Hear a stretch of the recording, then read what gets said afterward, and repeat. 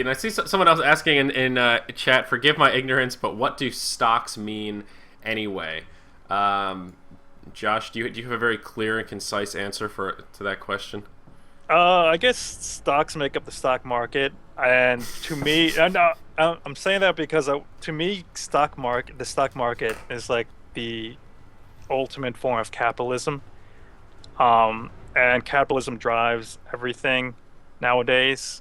Everything includes all the companies, and it's basically, I think, in a large part, it runs the world we live in today. It's all dictated by the money and everything. Well, although that is a true statement, not particularly descriptive. Basically, a stock is a percentage ownership in a company. At a certain point, a company will say, all right, we want to go public, and that means they're going to do what's called an IPO, initial public offering, where Facebook just did it, for example. That's when you hear a company, they're going public, they allocate a certain portion of their company. I don't know what the normal percentage of the equity that they allocate is normally. I have no idea what Facebook's was.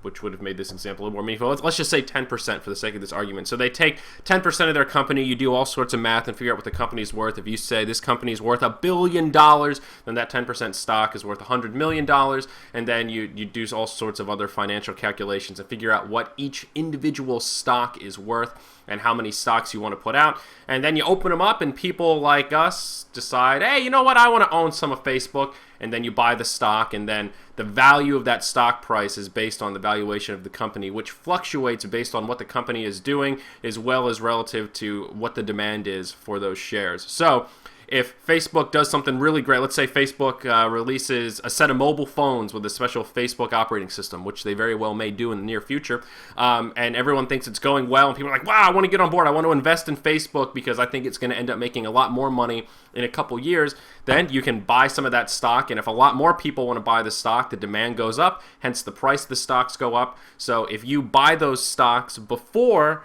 the value goes up, then the price of your stocks go up even though you bought them before. So let's say you buy Facebook right when it comes out at $20 a share. They release their smartphones. 3 years later, those shares are worth $40 a piece. You just doubled your money. So it's basically just a very small percentage ownership of Facebook. You own like 0.0001% of Facebook, and you get your value of that percentage variates accordingly based on how much Facebook's worth. Was that pretty good, Josh? Was that spot on? Yeah, yeah. Explain how stocks work. Yeah, and it's a big part because I think everyone has a retirement plan eventually, and stocks play a very large role in your life, whether you know it or not. Kind of like the background thing. So it's one of the things that I like to know, and I actually day trade a bit. Mm-hmm. Yeah. So Yeah, I see someone else. The stocks don't. Well, some stocks have dividends, which is, and I guess usually utility stocks are the ones known for always paying dividends, right? Are those the safe ones? uh, basically a dividend is it's basically when a company isn't growing much anymore and not reinvesting in itself, Mm-hmm.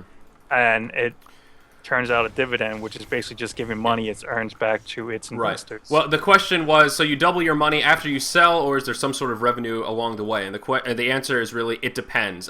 In some cases, a company can choose to pay dividends. They don't have to. And with that, like I said, utility companies are generally ones that do pay dividends, and most companies do not pay dividends. The value of the stock going up is enough. So no, you don't make anything until you decide to sell the stock. In most cases, and usually the Yeah, dividends aren't. I mean, to make enough money off the dividends to like be able to live, you need to own a shit ton of that stock. yeah, it's kind of it gets really iffy because you get into a lot of different kinds of stocks. Like there are So it's kind of actually beneficial to do dividends for a company, and this gets really into financials of the whole thing because they get tax deductions for having dividends because they're returning income they earned, Hmm. technically. Um, so there is something called an REIT, which you can actually earn like 16% dividends on a year, which is really high, if you know anything about dividend returns. Because even though they're like, you mentioned utilities as form of companies that give dividends. Microsoft gives a dividend. Hmm. Apple's giving $100 billion worth of dividends to their investors. Wow. Yeah, I know So Apple is one, and also Bank of America is one of the stocks that I own. That banks always want to do dividends yeah. because that's a big way that they can save money by deducting from their taxes. Mm-hmm. So Okay. it's one of those things where basically when you stop growing at a really fast rate, you're supposed to like kind of give a dividend to give people a reason to buy your stock, Mm-hmm. Yeah, essentially. that makes a lot of sense. So yeah, that's a pretty good breakdown of how stocks work and what they are.